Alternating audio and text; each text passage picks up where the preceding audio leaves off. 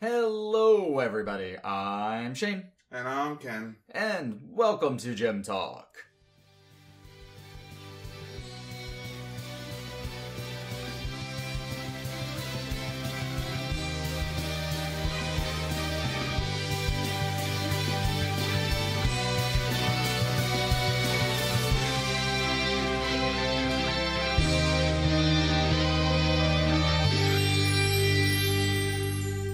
Well, here we are. It is week 2 of the Summer of Steven, and we've got some pretty good episodes to talk about this week.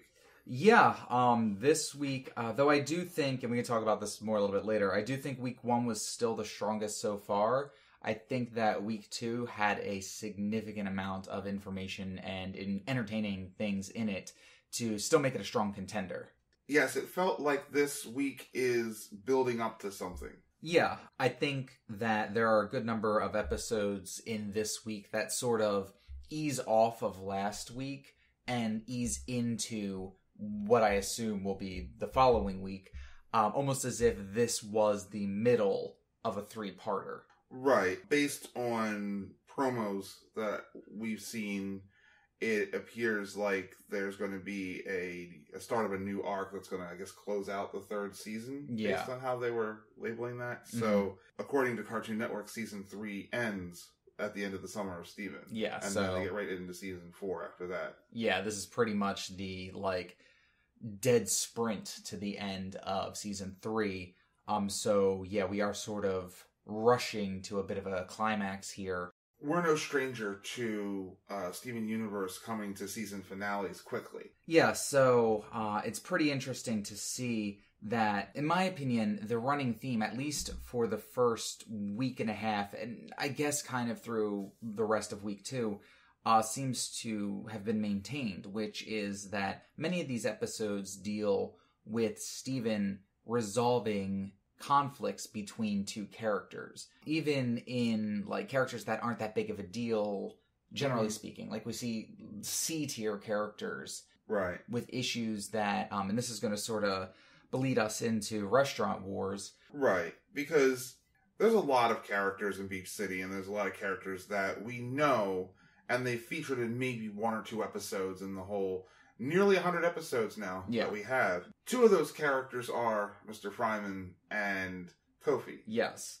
Now, this episode, in my opinion, and we can talk about it at length, but this episode felt really contrived. I think out of all of the episodes we've seen in this week or these past 2 weeks, Restaurant Wars just felt really out of place. Yeah, it was another one where the scenario didn't have to get as out of hand as it did and all that. I have a note here that this is probably one of the most sitcom-like episodes since Barnmates. Yeah, because nothing magical happens, nothing fantastical or really all that interesting happens, and a lot of really off-the-wall or out-of-place things kind of need to occur in order for the situation to be set up. It's almost like someone was like, I got an idea for an episode. Mm-hmm. What if we have a rivalry between Fryman and Fish Stew Pizza? Wouldn't that be great? Well, sure, if we can somehow work something deeper in the story into it, because very few episodes are total fluff. Yeah. But no. But there are some things to mention about the episode. It wasn't terrible. It did have its entertaining parts. And one is that, I swear, Petey is the most mature 10-year-old ever. Right, and just the callback to the Frybo episode with him wearing the pizza suit. Oh, now. Yeah, Pizza Bow. He had another suit in that restaurant. Yeah. You know? Also, I don't know if you noticed this, but as Steven's walking by eating the mozzarella sticks, Kofi is waiting. Oh, yeah, he's in the restaurant, he's like, as soon as he gets in front of the restaurant, he'll be like, boom, what are you doing? You know, it's like, okay. Yeah, I don't know if it's one of those things where both restaurant owners are just constantly waiting for the other to slip up so they can reinitiate this war. And I have a sort of personal qualm. So do they just not serve pizza fries in Beach City?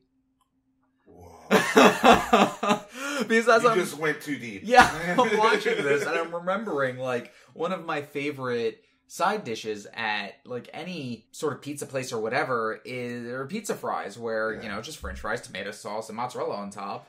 Yeah, and it's not uncommon for pizza places to serve fries anyway. And the other reason that this feels like such a sitcom or bottle episode is that when you look at the beginning, you look at the end, nothing really changed. Yeah, there was no problem. Then there was an incidental problem that just got blown out of proportion, and then it gets fixed, and life is just returned to how it was.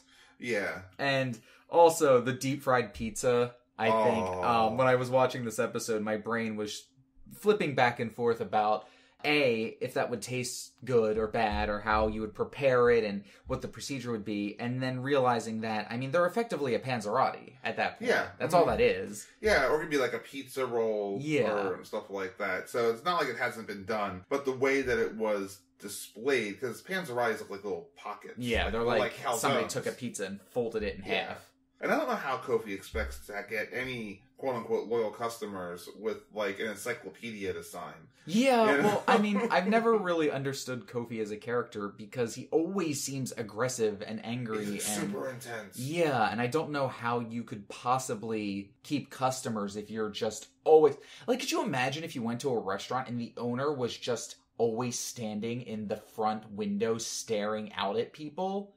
Yeah, I don't think I would eat there. Well, I think there's enough charisma between Jenny and Kiki and the grandmother, who are all very likable characters. Yeah, they make up for their father/son's issues. Yeah. I mean, he's really a caricature. And up until this kind of ties into one of the other things I wrote here, but up until recently, the people of Beach City have very strange haircuts, and I never really understood Kofi's, because it kind of looks like somebody took a cone and just balanced it on top of his head. And then I realized when you see it from the side, it kind of looks like somebody took a slice of pizza and stuck it into his head or something. I just figured it was a reference to those kind of like sculpted afros that were popular years ago. Yeah, but like Fryman's hair looks like French fries. Yeah, which all of the Fryman characters have, you know, a variation on that style.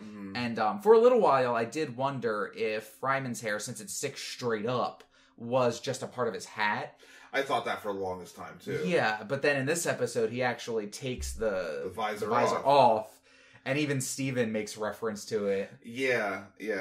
So, Steven realizes he made a mistake because he decided to order off menu. And tries to get everybody together. And so it's basically, it's the kids gathering together to resolve the adults' problem. Which, again, is like a sitcom thing. Like this could be something right out of Full House or The Cosby Show or something. Yeah. So he gets this idea of trying to hook up Ronaldo and... Was it Jenny? No, it's Kiki. Sorry. So sorry. Yeah, they're twins.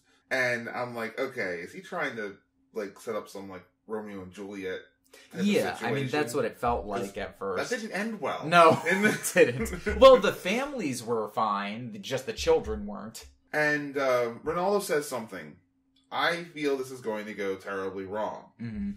Ronaldo is always right. Yeah, Ronaldo has a strange sort of prescience about him that just, even, like, again, he just says things, and they just happen to be right all the time. I'm waiting for the Sneeple.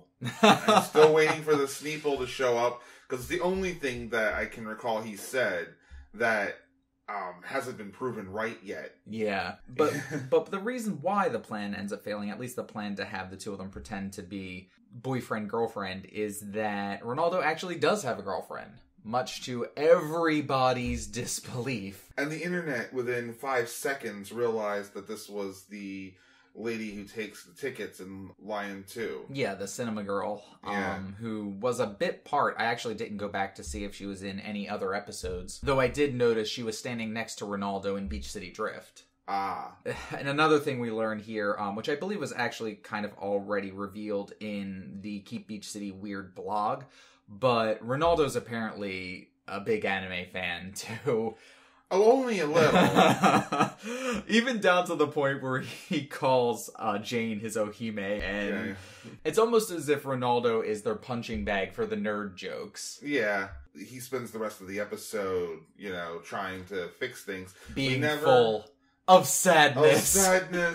Oh, and the thing, he's an anime fan, and then they go with the anime style takes, right. In the next scene when he's texting, you got the water streaming down from the eyes and all that, and I'm just like... And when Steven's serving the restaurant owners, they're basically a better version of their own menu. Right. That's very quote-unquote anime style, too, because there's all those really quick jump cuts to the characters with very expressive faces. With the snap line in the background, But the girlfriend shows up, blowing the top off the entire operation, and the war was back on, and so we tried the false restaurant thing, and I gotta say, I thought it was kind of neat to see them turn their house into a faux restaurant for the night. Yeah. Let's touch on the menu. The only 2 items on the menu is basically deep fried ketchup, which needs to be tried now. Yeah. Well, you could, because it looks like Amethyst is mashing the potatoes and then squirting the ketchup into them, so you probably end up with a paste of tomato.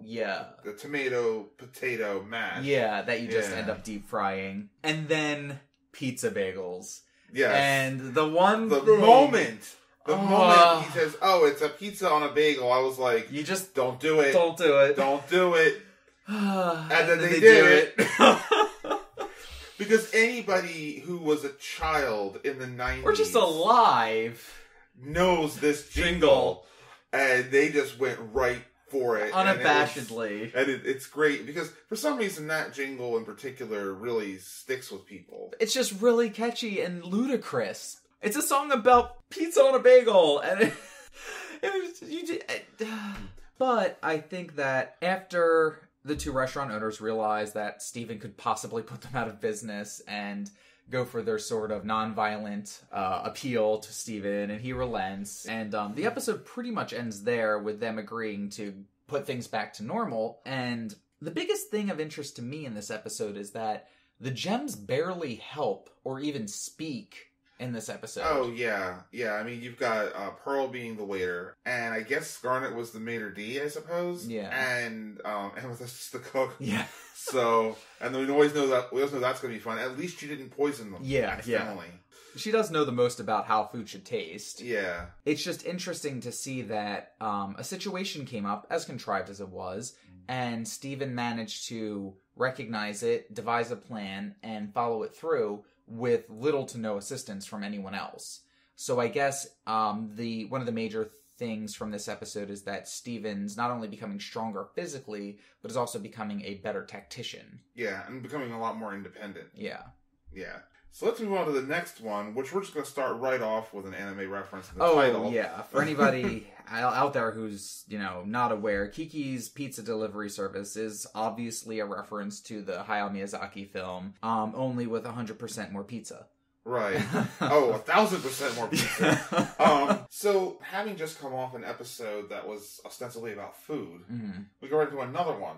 That's pretty much about food. And we start off with Steven being all fancy. Yeah, and I'm so upset because I thought that he was setting up for a date with Connie. Oh, he's setting up the cute little wine glasses with orange juice, and he's got the candles lit or whatever. And I'm like, oh, is he gonna have some sort of cutesy date with Connie or something, or a faux date or whatever? Well, knowing that it's pizza, Connie's probably not allowed to even eat pizza. I mean, she didn't even know what a donut tasted like. Yeah, that's fair.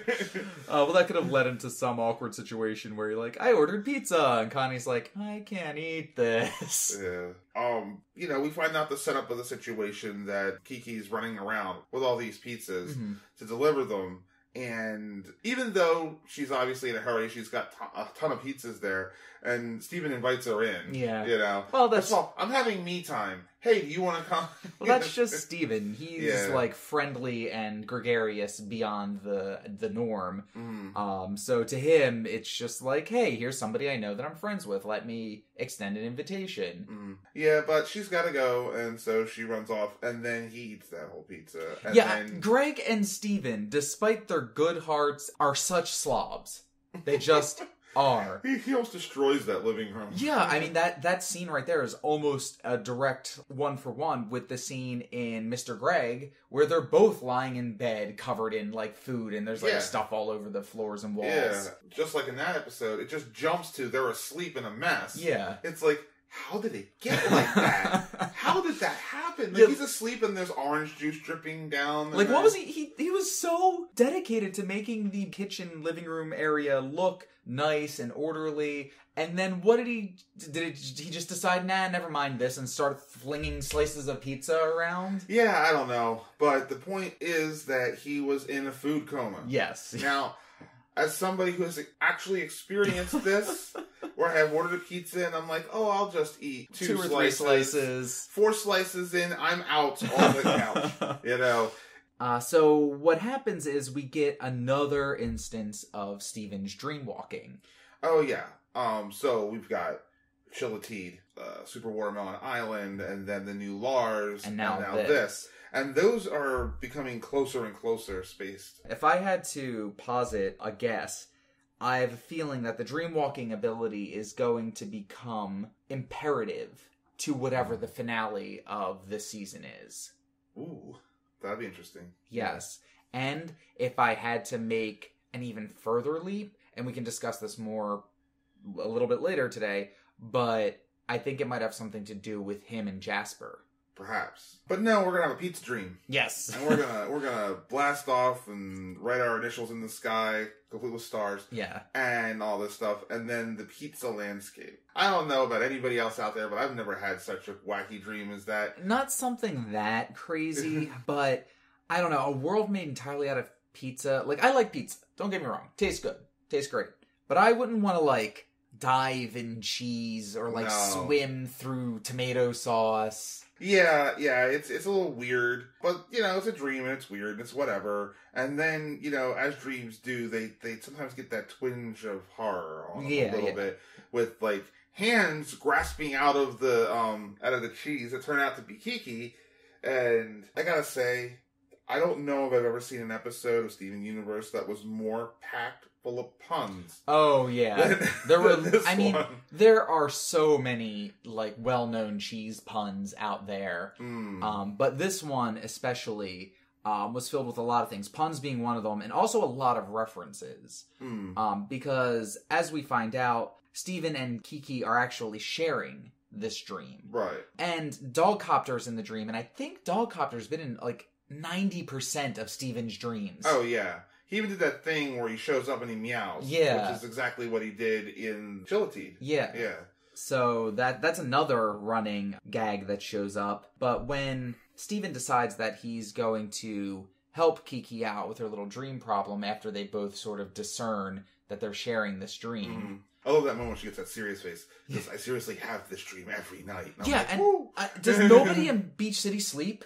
She's not sleeping well. Mr. Smiley's not sleeping well. Like, I don't know. But yeah, so I would say the episode starts in earnest once Steven decides to take up a career as a dream warrior. Yeah, I love it. Which, right there, in my opinion, is a reference to Little Nemo, which is an NES video game. Oh, yes. About a kid. I didn't even think about that. Yeah. About a kid who goes to sleep and fights monsters in dreams. Yeah, trying to rescue his mother. Yeah. And he puts this red bandana-like thing, headband on, over his big poofy curl of black hair, which to me makes him look a lot like Ryu from Street Fighter. Didn't think of that either. Yeah. Then, once he's inside, he starts fighting the cheese monster hands, and every pose he makes, and I will have to admit, I saw somebody else reference this on Tumblr before coming to that realization myself. Every pose he makes when he's summoning one of the new weapons is a reference to a Dragon Ball Z move. I was thinking that, because it looked like just before he summoned the gigantic cheese grater, I was like, he's in the Kamehameha pose, isn't he? Yeah. The first one is the rocket bones. That's actually a reference to one of the androids that can shoot missiles out of its elbows. The second is when he summons the cheese grater, which I think is the Kamehameha pose. And one of the poses, I don't remember, I guess the last one, arms up to the sky like he's going to do the spirit bomb. Oh my god, I didn't even realize that. Yeah. And admittedly, again, I was scrolling through Tumblr. I was too busy cringing at all the puns. Yeah, and he makes time to cut the cheese, yes. And this is my greatest attack or whatever. Yeah. And he like pulls out the grater. But apparently being a dream warrior means you don't actually get sleep. Yeah, because he becomes more and more exhausted until he finally falls asleep eating a slice of pizza that Kiki brought to him. Which, by the way, is that a troll move or what? All these pizza nightmares, and here, have a pizza. I'm surprised he didn't just kind of like crawl up the wall or something. When Kiki opens the box and Steven sees the pizza, at first when he like gasps, I thought that's what he was gasping, like, oh no, not more pizza! Or that he was gonna like slap it out of her hands or something. Yeah, but the whole thing surrounding the fact that Kiki is the nice twin, the good twin. She just can't say no to her sister. Yeah, her favorite twin or whatever. Yeah. And Jenny, knowingly or unknowingly, is taking advantage of that fact. But Kiki's always there to cover for her until this becomes a pattern. Kiki's becoming overworked, then the nightmares start and all that stuff. But it must always be interesting as an artist, as a story writer, when you're going into dreamscapes, because you can literally do anything. Yeah, including having a giant cheese-crafted head. Right. Just like slowly meld out of the ground. I think they do a good job of referencing the fact that, like, fluid cheese is kind of disgusting. Yeah, it's because Steven was like, ew, when he was like dragging his hand through it, and Kiki's like, that's nasty. Yeah. And all that. But you can have a lot of fun with metaphor. Like, we're going into Kiki's head. Mm-hmm. Okay. And then eventually they find Jenny in there as a cheese monster of some kind. And of course the anchovies. And if that wasn't enough, the pepperonis. That was great. Oh no. And like, Kiki, there's gonna be a cheese rave in the pizza warehouse. Yeah. I gotta be there. What would a cheese rave be? I don't know, but I want to find out. I certainly don't. You can tell me what it's like. But when she says no, first of all, before that, every time she says, it's okay, I don't mind, she gets more and more entrapped. Yeah. You know? Yeah, because obviously she's lying not only to Jenny, but to herself. Mm-hmm. She's trying to maintain the image of being the good twin, because personalities are social constructs. People build who they are. Not to get too philosophical here, but Jenny recognizes herself as the good twin. Mm-hmm. And so she sort of forces herself to follow the path that would make her like she has to be the antithesis of Jenny. Yeah. Which means if she's doing that and Jenny is not, then she's allowing Jenny to control her, even though Jenny might not even be aware of it. Which is basically what we find out. And once Steven sort of convinces Kiki that she has to be honest, and she is, and the pizza Jenny just says like, oh, okay. Oh, okay. And then she melts away, and then all the pizza goes away. Well, most of it. Most of it. And probably one of my favorite individual frames of Steven Universe ever comes from this episode.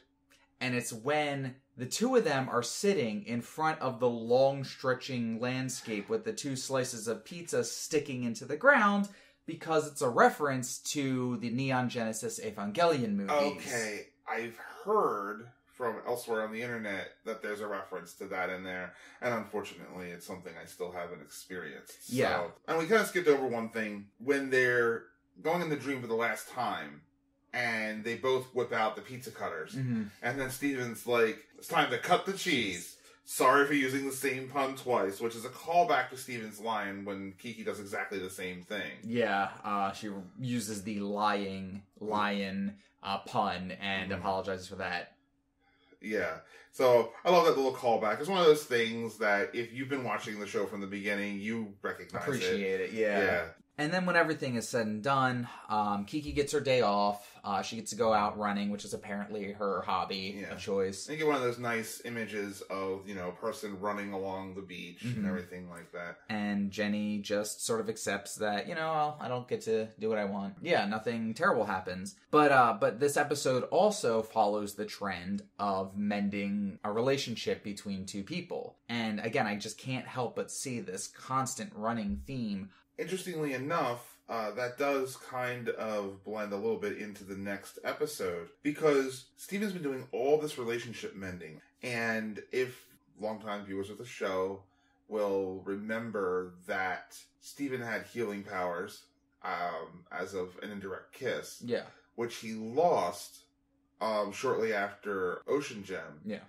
So after spending nearly 8 episodes mending relationships, okay, and I'm not sure if this is what they were going for or not, he suddenly gets his healing powers back. Yeah, because he's sitting there with MC Bear and who has a tear.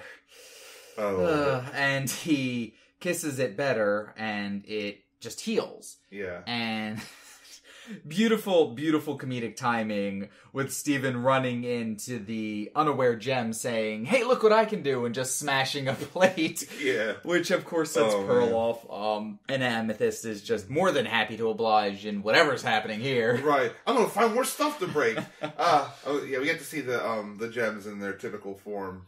But I believe it's been almost a year at this point since he lost his healing abilities. Yeah. Chronologically speaking. Yeah. It's possible that now that he just feels more confident in himself because earlier on in episodes, if you remember, he kind of questions whether he really is a Crystal Gem, whether he's actually part of the group. But now he very obviously is. He goes on missions without a question. He's always participating in the battles, and he's helping and protecting people. So that confidence is part of his emotionally driven powers. And with that being boosted, his healing spit power could also have been reignited or whatever. Right. So great, his healing abilities come back, and he immediately wants to use those abilities to try to fix all of the gems that they've been collecting all this time. And he wants to start with the Centibeetle. So we now have an episode that connects through to the first episode of the show. Yeah, it goes all the way back, like 80-some episodes. Right. To Gem Glow. He even references the part where he hit the Centibeetle with the Cookie Cat refrigerator. Yeah. Don't remember that part, actually. Yeah. And also, of course, referencing Monster Buddies with the bubble of chaps and everything else like that. So this is going to be a great little love letter to the fans of the show because we get the Centibeetle again. A lot of fans of Centibeetle, and quite a bit of lore. Oh, yes. To chomp over. So let's get to it. Yeah, this episode is teeming with information, and I think the first hint of it is Pearl saying that the damage done to the Centipetal and vis-a-vis all corrupted gems is done by the diamonds. Right. Being cracked can easily be repaired, but if your mind, if your personality is completely warped, that requires a whole level of, different care to mend. And it's a great parallel to people as well, because physical damage, short of what can kill you, which would be like a gem shattering, you can recover from. Psychological damage is a lot harder to recover from. And I think you were actually mentioning earlier that this episode can be seen as an illusion for dealing with somebody that has either like emotional or mental or is disabled in some way. Yeah. Because there's several moments where Amethyst says something because she's joking around, and it's not out of spite, but she's joking around, and Pearl will admonish her, like, be sensitive and stuff like that. Right, so, and she says, don't make fun or whatever when they get into the ship. Yeah, so it's like Amethyst is playing the part of the young kid who doesn't really know any better and is saying things that could be considered hurtful, but doesn't realize it. And Pearl, of course, is being mom and, admonishing her for it. So one of the things that stood out to me is the point when Garnet says some gems are beyond our help. Because even though Steven, we all know that Steven wants to help everybody. He wants to try to fix everything. And as we inevitably find out by the end of this episode, things don't go quite as well as he had hoped they would. But he still helped the gem. I think dropping that line is again another hint at the idea that they are invariably going to run into somebody that is just not going to have a happy ending. It's funny because it's been sort of like a sub-theme of our discussions that Steven's going to run into somebody who can't be redeemed, somebody who can't be fixed or whatever, and he has to be ready to deal with that. And giving Garnet the benefit of the doubt as always that she knows exactly what she's doing when she says anything. Yeah. She probably knew that the Centibeetle wasn't going to be able to maintain her form, and that Steven had to be prepared for that fact. But he does attempt to heal her, and I know in the promo we saw, the hands reforming, and we're all like, But no, it's like some sort of half beetle, half human-esque. Oh yeah, it reminds creature. me of that movie, The Fly. Mm-hmm. So yeah, it's some halfway transformed figure. It almost adopts more bird-like properties. Yeah, the gem moving from being inside the mouth, which I always thought was weird, to now being an actual eye, does a lot to, for lack of a better term, humanize the character. Yeah. Because now you can get the facial expressions in there. They draw the mouth a lot cuter. The mandibles are, now it's a cute feature, not a horrifying feature. Yeah, but still has the acid spit. Oh yeah, what are you gonna do? Still have no idea what actual gemstone that might be. The thing is that he's trying to work with the Centibeetle, not unlike the ways like maybe a psychologist or a social worker might work with somebody who's disabled, I suppose, because he's trying to communicate with her, and he's trying to get her to write, and all these scribbles come up.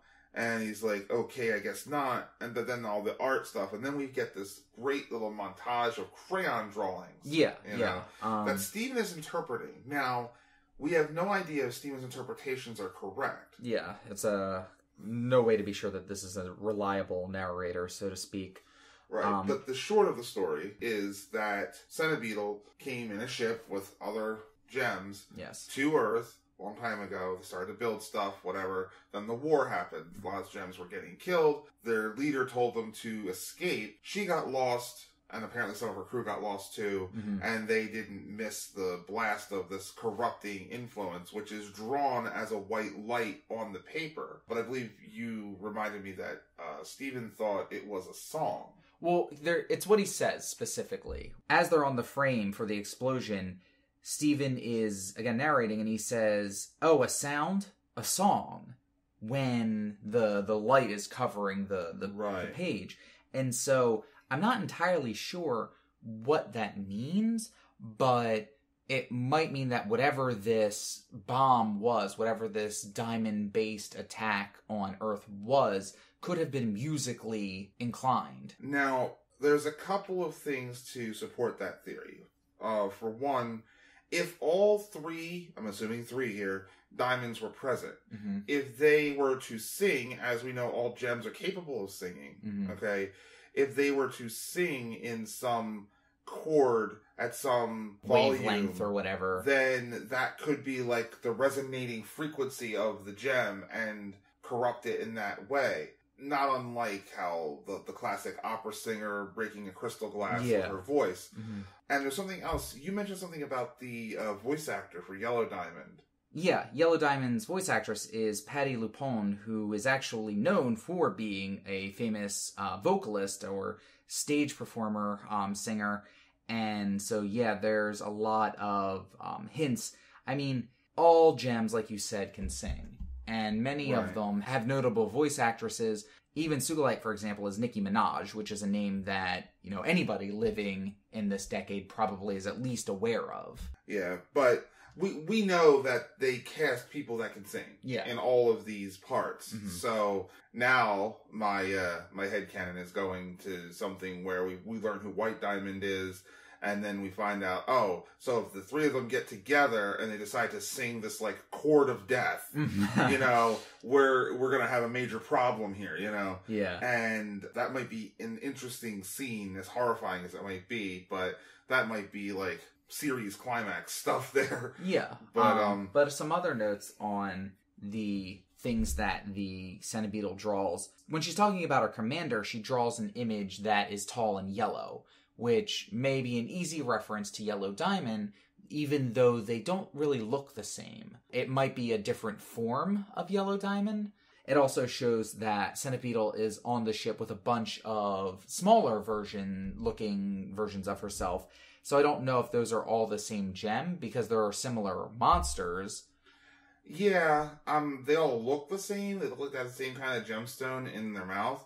So I'm going to assume they were the same, kind of like the other ship had all the rubies in it. In the drawing, the Centibeetle is bigger and has like a puffier mane, whereas the crew members were smaller and just had like these little tufts on the top of their head. Yeah, I'm not sure. The one inconsistency that I can't figure out is why the Centibeetle is huge in the first episode, Gem Glow. In Monster Buddies, it comes back like it's going to be huge, and then it becomes a little small thing. Yeah. And then in this one, it comes out, and it's huge again. Like, I don't know why it decided to be small the second time, but that was just a little bit of an inconsistency. Like, it was convenient that it was a small thing in Monster Buddies so that it could be more relatable. It was like a pet. Yeah. You know? Anyway, the other thing is that the Centibeetle uses this symbol that is the 4-diamond symbol with the bottom diamond missing. Yeah. Again, I think that this is a good indication as to when the Diamond Authority went from its first era to its second era. Because we've seen, like in the Sky Temple, the 4-diamond shape. Right. And we've also seen now this 3-diamond shape, and we've also seen the 3-triangle shape.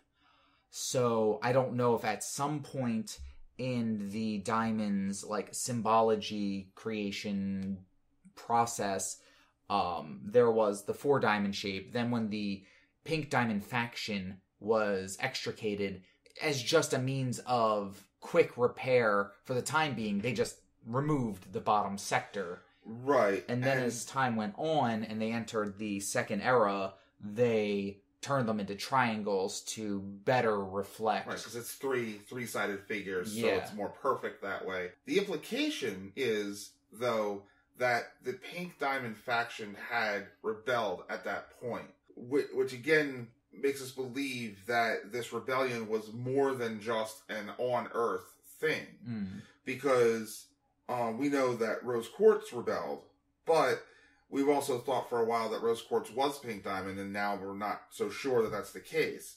So, if Pink Diamond herself rebelled, then what happened here? Is it that the entire, like, pink sector of Gem Society rebelled? Or did Rose rebel by herself, and then they said to Pink Diamond, discipline her, break her, whatever. Yeah. And she refused to do it, so she was kicked out. Yeah. There's still not quite enough information. Maybe Pink Diamond even just got corrupted or poofed or whatever, cracked, shattered somehow. And this just led to a rebellion or fallout or whatever which ended the first era. Yeah, we don't know exactly what happened. We just know that the pink faction's now not there. Yeah. And it would be interesting to note that if all 4 diamonds together somehow represent different parts of a creature's existence. For example, we know that yellow diamond is supposed to be like the intellectual or the deciding portion of a person's brain, let's just say. And the logical side. Yeah. And blue diamond appears to be more of the mysticism or the belief portion of somebody's brain or soul Psyche. or whatever, psyche, yeah. Which like religion or what have you would fall under, any personal beliefs. Maybe pink diamond just represents emotions, and having pink diamond somehow gone or lost is what caused the gems from the second era, or maybe even in general, maybe it's like a hive mind thing where if one of the diamonds leaves, that concept leaves their hive mind, and that's why gems just don't have emotions anymore. Yeah, I've been wondering this for a while, because the Gem Society does remind me of things like the Borg, for instance. But if the pink sector of society was the moral compass, if it was... Now, gems still have to do what they have to do to reproduce themselves and everything. So they're still somewhat parasitic in nature. But the pink sector might have been a tempering influence on that. You know, keeping them from going absolutely bonkers. Yeah, that's what kept them on Homeworld for a time being or whatever. Right. Only taking planets that they absolutely needed to. Yeah, maybe it could have been simply that when Homeworld decided to start taking the resources of other worlds, Pink Diamond was like, oh, wait, we can't do that. Yeah, this is like treading on my territory. Yeah. So there's a third thing that might have happened. Yeah. You know, I'm not so sure about that, because the way that the Crystal Gems talk about it, this colonizing planets, and Peridot too, this going to planets and colonizing them and ripping out all the resources is just a thing. This is what we do. You know? Well, maybe because you had said previously maybe Earth was the first planet they ever found where there were living organisms that had emotions or feelings or suffering. And once the Pink Diamond faction saw that and realized, oh no, we can't take this planet, the other diamonds felt that this was a hindrance. And maybe they collectively destroyed Pink Diamond, feeling her to be a weakness. And that's what caused the gems that followed Pink Diamond to revolt. Yeah, then Rose's rebellion was less a rebellion and more a persecution. Mm-hmm. On the Diamond's part. Yeah. The point is that the pink sector is gone by this point because the symbology is just the 3 4-sided diamonds with the bottom one missing. Yeah. This is probably the attack that Greg referred to in The Return. Oh, yeah. When they were escaping and he said that if it wasn't for your mom's shield, we didn't know what was going to happen. Yeah. When Jasper told Peridot to just blast them with the ship, was that blast intended to shatter them or corrupt them? Probably shatter them. I don't think that corrupting them really would have been in the plan if they had the ability to shatter them. Meh. But another interesting thing is that once obviously the Centibeetle is getting more and more distressed as the story's going on and she ends up crying and it's all very sad, Steven asks, what can I do to help you? And Centibeetle points to the gems, the diamonds. And I had a theory that maybe only diamonds can heal diamond damage. Right, maybe only they know. Maybe it's even like a secret sacred song or something that will reverse it and nobody knows what it is but them. Yeah, so Steven is able to temporarily heal small parts of the Centipetal, but it would take a gem of diamond level status in order to actually reverse this problem. Which may be why she wanted to go to her ship. Maybe she wanted to try to get back to Homeworld or communicate with the diamonds or something, because she was still on their side. She wasn't a crystal gem. So maybe she thought, if I can get back to Homeworld, somehow they'll heal me. Because her getting corrupted was an accident. Right. But by the time they get there and she sees her crew, the theory would be that she wanted to go back to the ship to get to her crew. That seems to be the logical deduction, but how would she have known they were there? Well, we don't know what happened before the Centibeetle began to attack the temple. But, yeah, there's 2 other full-grown Centibeetles inside this ship, which is in the same area, if not the same ship, as the, quote, friendship. The thing is that Centibeetle was on the diamond side, but I'm sure that most of the other corrupted gems that they've collected are probably crystal gems that got hit. Yeah, and the way that Centibeetle tells it anyway, she was kind of alone as all the other ships were taking off and flying back to Homeworld. But if that's the case, then Centibeetle is not Crazy Legs. No.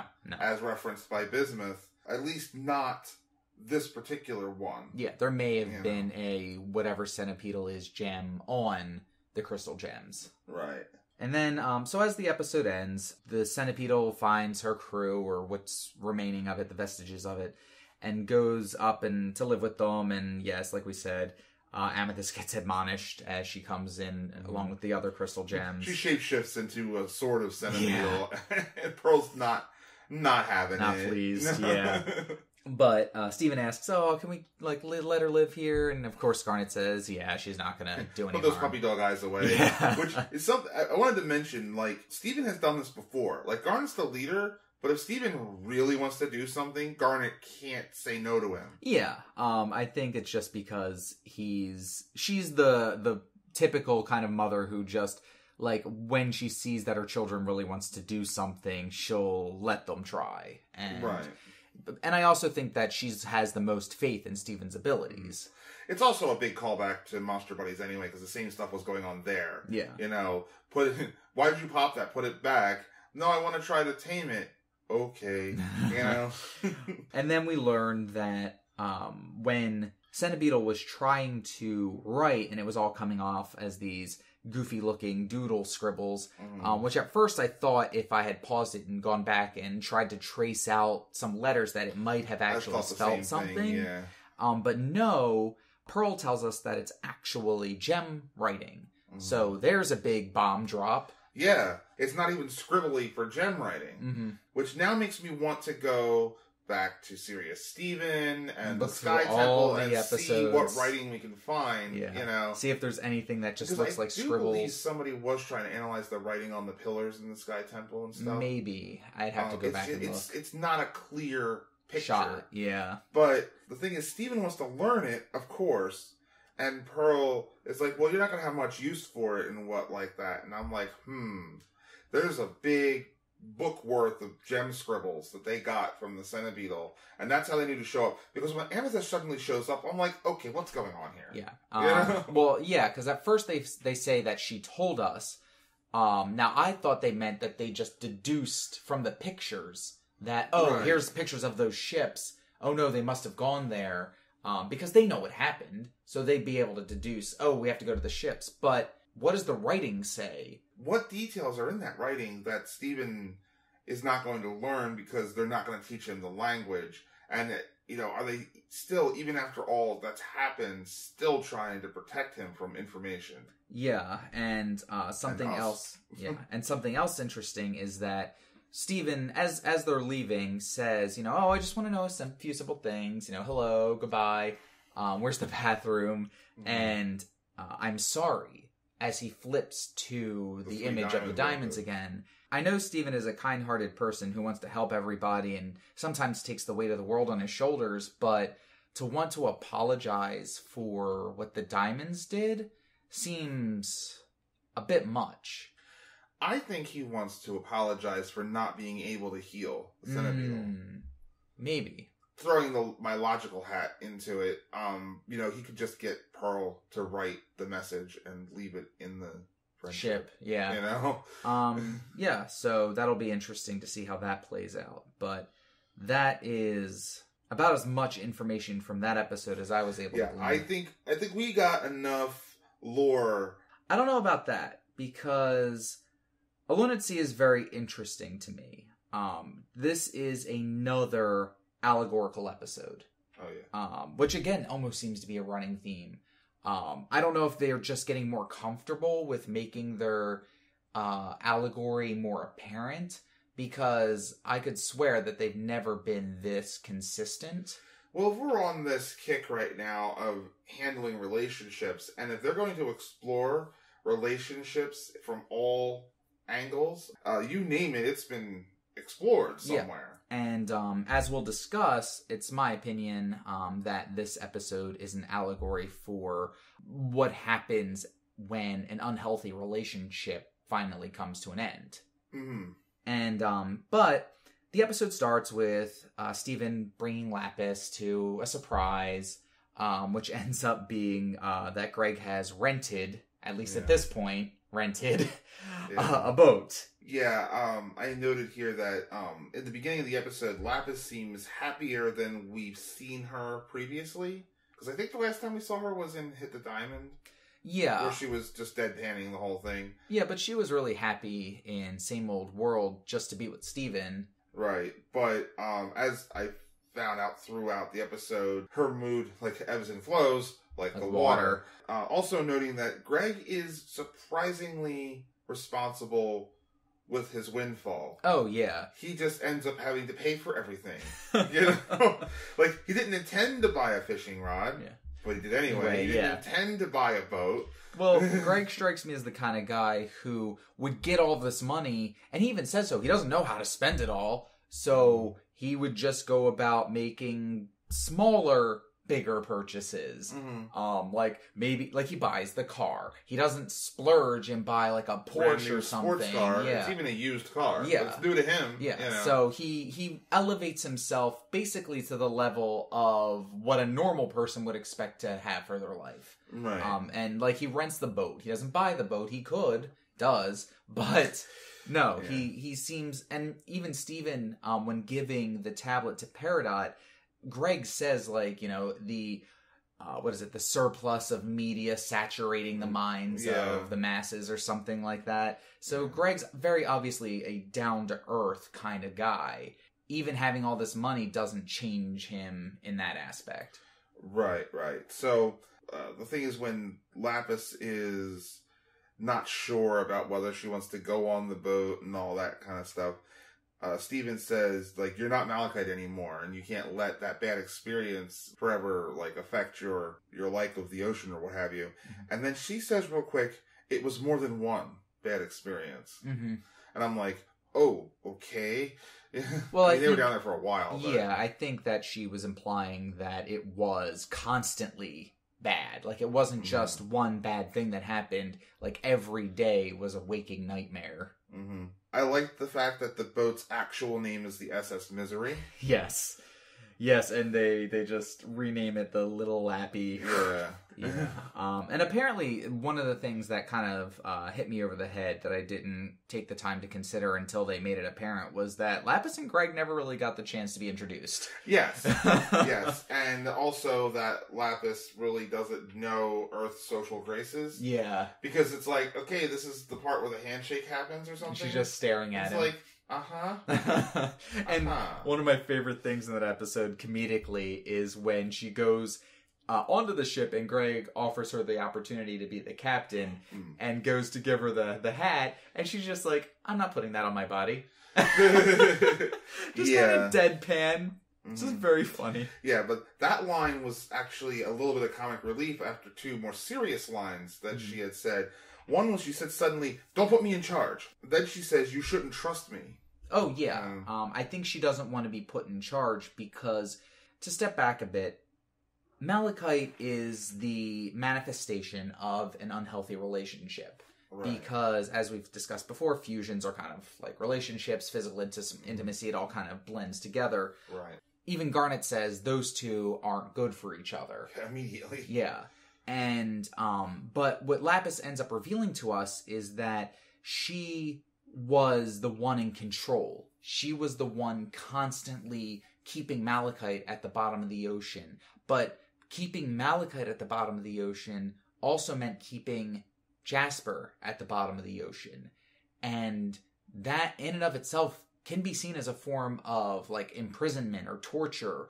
So even though Lapis was helping Earth, was helping Steven and the Crystal Gems by keeping Jasper at the bottom of the ocean, she was still making another living creature suffer, which is probably part of the reason why she feels so guilty, because she felt good about the fact that she was keeping Jasper down there. She felt like she was accomplishing something. She probably felt good about it, being able to help. But objectively speaking, she was keeping another living being trapped. Yeah. So she feels that she's just as guilty as Jasper is in this unhealthy relationship, because she was doing, in her opinion, she was doing something just as bad.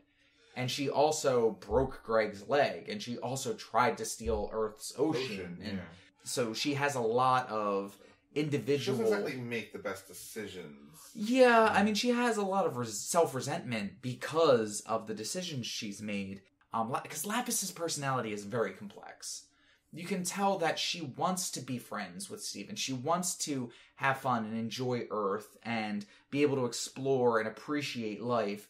But she's always weighed down, pun unintentional, by what happened with Jasper. And you can see this being allegorically similar to somebody who's in a negative relationship, maybe because the person they're with convinces them to, pick up a dangerous habit or an unhealthy hobby, and they think, like, I did those things. Now, it may have been because they were in an unhealthy relationship, but they still internalized that. Like, no, I'm the one that did it. And so now that they're gone, Lapis, for example, is still obsessed with the things that she had done, even though the situation is different now. Yeah. And Steven plays the voice of the person trying to tell her, hey, that's over. That's, that's not who you are anymore. Don't let that define you. Yeah. Yeah. Thinking back to Chility, that it was like she had failed ultimately at what she was trying to do. Mm-hmm. She had thought, not the wisest move, but she had thought that she could keep them down there forever. Mm-hmm. Or at least until the Crystal Gems could figure out what to do about the situation. But I don't think she considered that, because she doesn't integrate herself with the group. She does her own thing. Yeah. Is she a part of the group now? It's still kind of iffy. Not like Peridot is. Yeah, I mean, well, Peridot kind of already had her moment of redemption. Lapis is resisting her redemption because she still has all of this self-loathing. Yeah, now I feel like we took a good step by the end of this episode, and then we have the fishing scene. Yes, the fishing scene is, in my opinion, really well done for several reasons. One, we see Greg trying to teach her how to fish, and the easiest thing to point out first is that she wants to help. She's obviously wanting to take part, wanting to try to integrate herself here, but she lifts a bubble of the ocean, and Greg is immediately uncomfortable. He's immediately like, I think we should just do this the normal way. And that harkens back to Greg's discomfort around gem magic. Right. I was wondering if this whole fishing thing was a play off of the metaphor of fishing being like dating. Yeah, the old phrase, there are plenty of other fish in the sea. Yeah. I think that what happens is Greg explains fishing to Lapis, and one of the key phrases that comes up is Greg mentions, you toss a hook out there, a fish bites it, and you reel it in and eat it. Now, eating is a very visceral activity. Right. You're killing the fish. Yeah. And when Lapis responds with, well, why would a fish just bite a hook? Greg says, well, you have to put something they want on it, which is literally and figuratively baiting. This is sort of what happens with Lapis and Jasper. And I know that when we talked before about this initially, we kind of viewed it from both angles. Because if you want to talk about the relationship being the end effect, Jasper kind of baits Lapis into being Malachite by offering her the opportunity to seek revenge on the people that trapped her on Earth. And Lapis, who feels guilty, sort of baits Jasper into being Malachite in order to hold her under the ocean. So they both put something the other person wants in front of them. They both fused for the wrong reasons. To get what they individually wanted. Yeah. When Stephen and Connie become Stevani to get back at Kevin. Yeah. And when it's about the revenge, it doesn't work. Then they realize, we fused just to get back at him, and that was wrong. The metaphor seems to continue with, like you said, why would a fish bite a hook? And it's at that point where things start to really go amiss. Because Lapis goes to reel in this big fish that they've caught, and as it's being pulled to the surface, she suddenly gets really uncomfortable, and the line snaps, and the fishing rod snaps with it, and everyone's like, whoa, okay, well, you did a good job, don't worry about it, it's not that big of a deal. Which, again, to keep the allegory, in my opinion, would be like if somebody was in a negative relationship, they get out of it, they try to go out and do things, but then, as they're trying to get really uncomfortable and start to revert, and the people involved are like, oh no, it's okay, like you tried to come out and have fun, so, don't worry about it. But no, Lapis is completely preoccupied by something. And I think it would take somebody with, like, sawdust or brains not to understand what's going on here. Yeah. To continue the dating, fishing metaphor, she tries to fish in the ocean full of fish. The only thing she catches is Jasper. Yeah. Unfortunately. But the damage continues to the ship as its rudder starts to falter and it starts to rock back and forth. We get the almost Jaws-like scene or whatever of the arm, like, bursting out from underneath the water and gripping onto the edge of the boat and pulling itself up. Lo and behold, Jasper has returned. What? And we see Jasper so vicious, so fierce, standing there, breathing heavily and flexing, and you're like, oh, this is going to be bad. And as she's, like, marching forward, Steven gets in between them, Lapis and Jasper, and summons a shield. And Jasper says, oh, this dolled-down version of Rose Quartz is working for you now. Which I found to be a pretty interesting line. Because I don't know if that means that, like, Lapis should have had somebody working for her. Like that was possible? Yeah, like her status would have required that somebody work for her. And before Jasper actually shows up, Lapis confesses that she misses being Malachite. Yeah. Which kind of blew me away.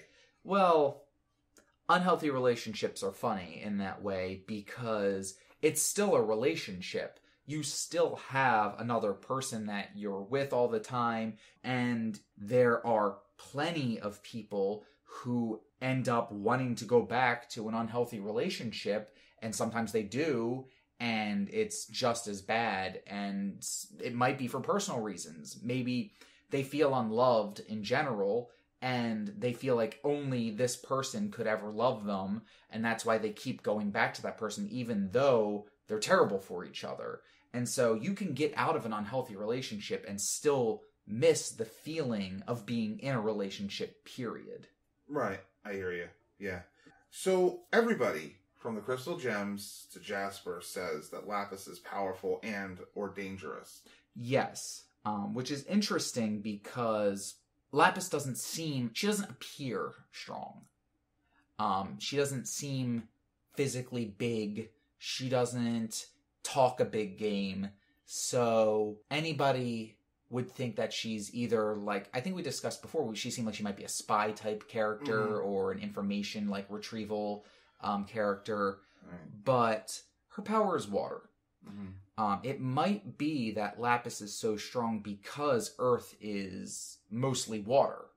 So now that she's near a source of material that's directly related to her power, it's almost as if she's directly proportionally strong to as much water as she's around. Yeah, if her only power is the ability to psychokinetically affect water, then she would be at her weakest in like a desert. Yeah. If there's no water around, she can't do anything. But if Homeworld is so technologically advanced in anti-biological material, then it's possible that there's very, very minimal, if any, water.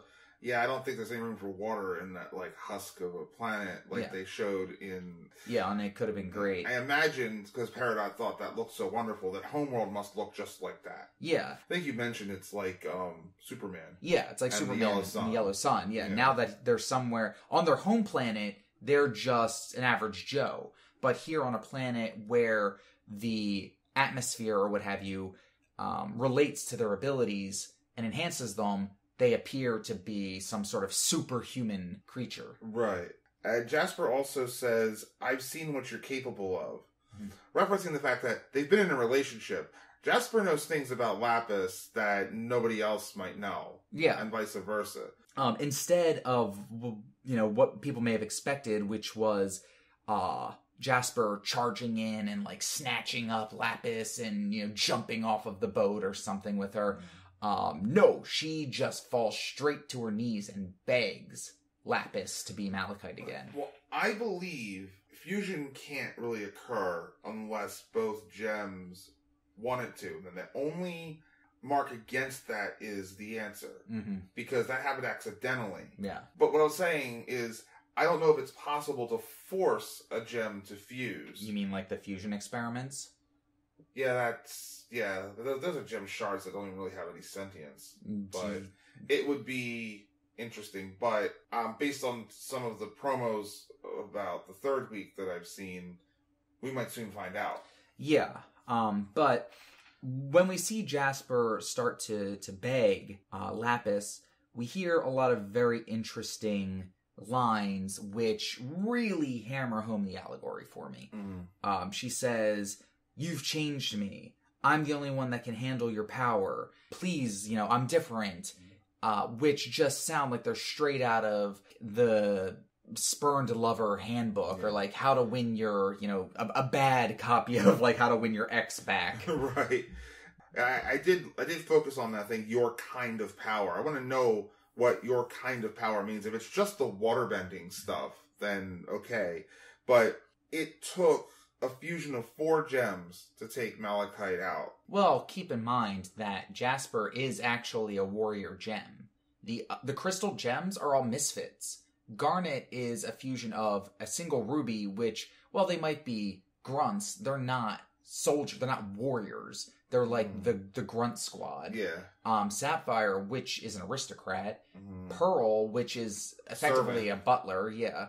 And Amethyst, who, while she should be a warrior, is deformed, so to speak. Yeah. So, yeah, it took 4 people, but they're all kind of off, so to speak, than what they should be. Or they're not really fighters. They're kind of like a militia. Yeah, and it brings back the concept that, you know, in fusion, you are more than the sum of your parts. Yeah. So, by the way, called it. Fusion drunk. Yep. That was something else we predicted. Oh man, now someone's got to do a montage of all that addicted to love. Yeah. You know? Anyway. But there was one other thing. One of the final like nails in the coffin that really sort of makes me upset or makes me sure that Jasper is in no way changed is that she says that they can be more than they ever were. They can be greater together. They could do things they couldn't do otherwise. And then Jasper says, we could fly. Now, Lapis can already fly.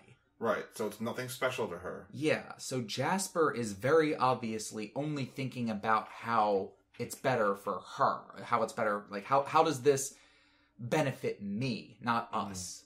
But, to her credit, Lapis denies it. She says no, and she says it was bad and it's not healthy. She says literally it wasn't healthy. Why would you want that? Yeah. Right.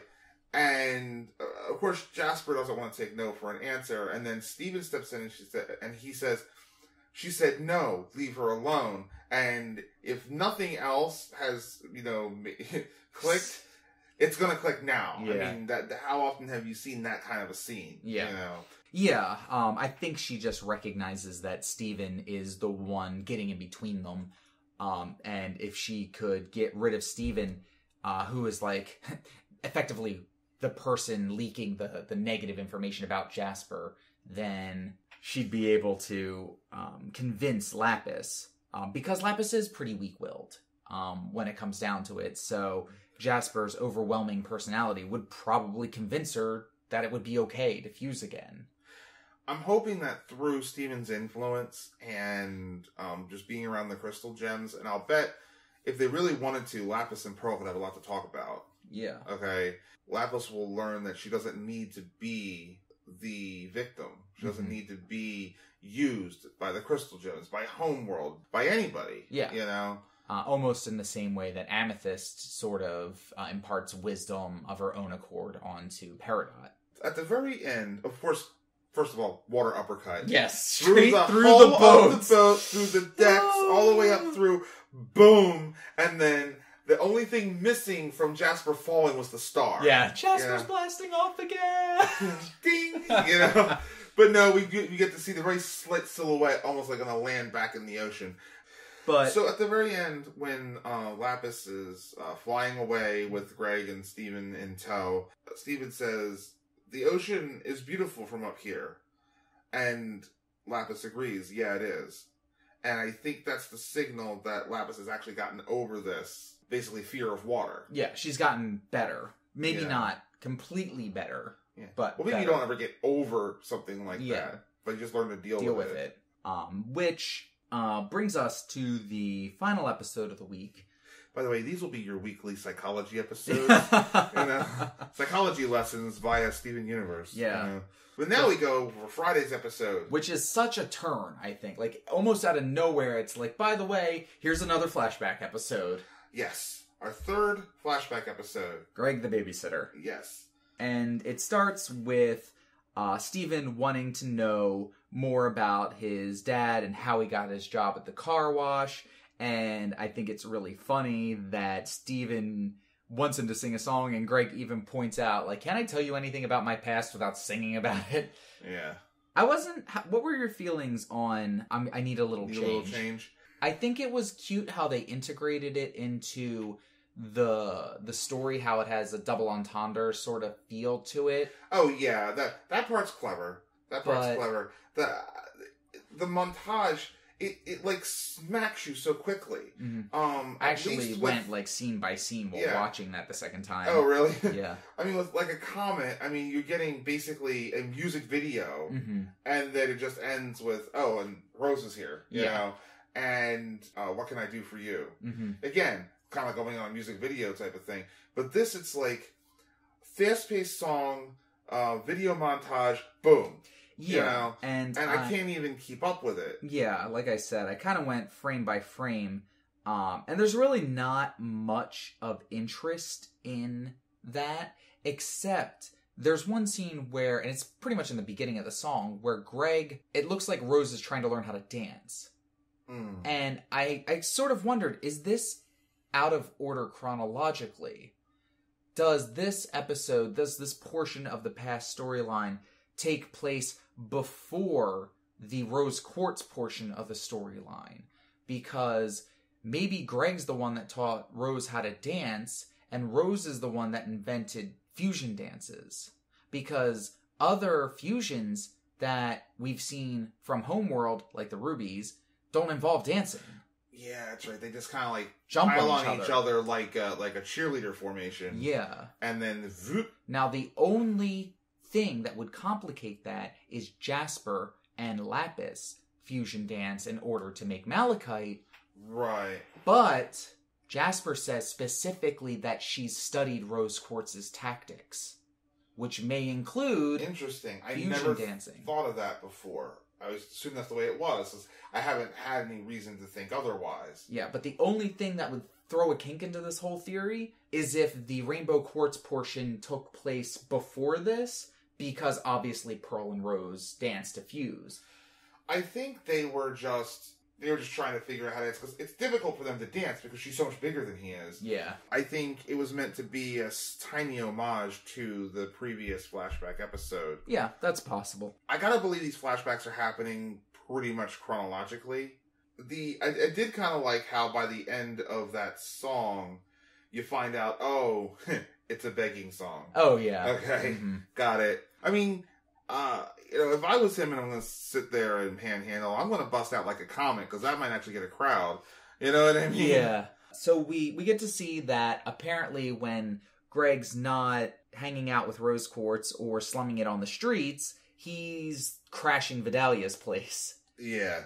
And apparently Marty's kind of done his business and skipped town. Yeah. Oh, he's gone. It's neat to find out that young Greg and Vidalia are friends at this time period. We didn't even know that the two of them knew each other before this point, I don't think. They didn't. And I mean, before through the episodes. Yeah. Because, I mean, you find out, surprise, surprise, Vidalia and Amethyst know each other. I'm waiting for that story. Well, if I had to make a guess, I wouldn't be surprised if Vidalia thought that she was going to have some sort of relationship with Marty. Maybe he promised her, hey, come along on this, like, musical tour with me and I'll, like, split some money with you and, you know, we'll have, like, this power relationship. And then when Greg kind of left Marty's stewardship or whatever, Marty just took off, leaving Vidalia with what would become Baby Sour Cream. And... And so Vidalia, probably trying to find Marty, didn't know where to turn to, only knew Greg, and was like, hey, you gotta help me find Marty. He was probably like, Yeah. So, yeah, they're friends, and he basically crashes at her house when he can't get anything else. And, gotta say it right now, the fact that they used the same voice actor for Baby Sour Cream was just amazing. Let's go out on the beach. Meh. You really are Vidalia's son. God. So unexpected and just, again, more brilliant comedic. Did you catch the Little Butler trailer? Yes. They're sitting and he's sitting there eating her cereal. And all of it? Yeah. Oh my god, that pile. Oh my god. And yeah, I'd have murdered him. Well, she does threaten to destroy him, though that's more about the baby. Yeah. But yeah, he makes it pretty obvious that he is sort of an immature kind of bum, sort of. He's still trying to live that college type life, and he's kind of past that point. Yeah, I think he's still trying to live like a rock star, but he now definitely doesn't have the means to do so. Right. And as he says, I think later on, he used to think that all you needed was love. Ignore the Beatles reference, or embrace it, whatever. But as that becomes more and more obvious, love's great, but it doesn't pay the bills. Yeah. Especially considering that your girlfriend doesn't need to eat. Yeah. Or anything like that. So it's like, yeah. You know, it's obvious that, you know, while Vidalia is going to be a friend to Greg, she's not really impressed with him. Because she's the one that realizes that you have to grow up eventually. Because I'm sure she probably... was kind of forced to. Yeah, she probably thought, I'm going to be like, you know, the woman that's in the rock videos or whatever. I'm going to have this glitz and glamour lifestyle. Or at least the roadie, you know? Yeah, and that's what she thought. Like, I'm going to go and be rich and famous with this guy who owns his own record company, and we're going to live off of the songs this kid spits out, and that's just going to be so great.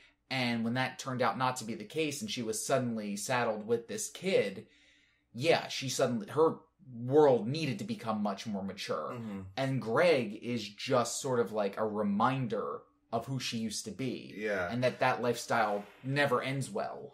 Yeah, I found the exchange interesting when he sees her with the crazy t-shirt on. Yeah. And she's like, oh, I got it's my uniform, I work at the t-shirt shop. And he's like, you sold out, V. Well, what? Because Greg is still living this life of being, you know, an artistic soul out on the road, you know, living life through his music. And not tied down to anything. And not being part of, like, the capitalist agenda and all that stuff. And, yeah, so in his mind, at least right now, she gave up. And she just became another part of the capitalist machine. Yeah. But then the babysitter cancels, and she has to go to work, and so now she needs somebody to take care of the baby. So she reluctantly asks Greg to do that. But the next thing I wanted to talk about was, you know, Rose floats in. Mm-hmm. And, you know, she's like, did you make him? And I'm like, oh my God, it's so funny.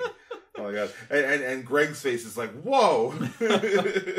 Well, yeah, and as she goes to confirm some of the things that a lot of people have already sort of suspected about gem culture, gems are just made. And they come out looking how they're expected to look, doing what they're expected to do. And knowing what they're expected to know, too. Yeah. And they just do that forever until they're broken. And she finds it fascinating that humans can and are expected to grow and change and make different things of themselves. And in her mind, that is just so refreshing and so new and so amazing. Which lends credence to my thought that perhaps Earth was the first planet they ever ran into that had, like, biological life. Yeah. Or at least sentient biological life. Yeah.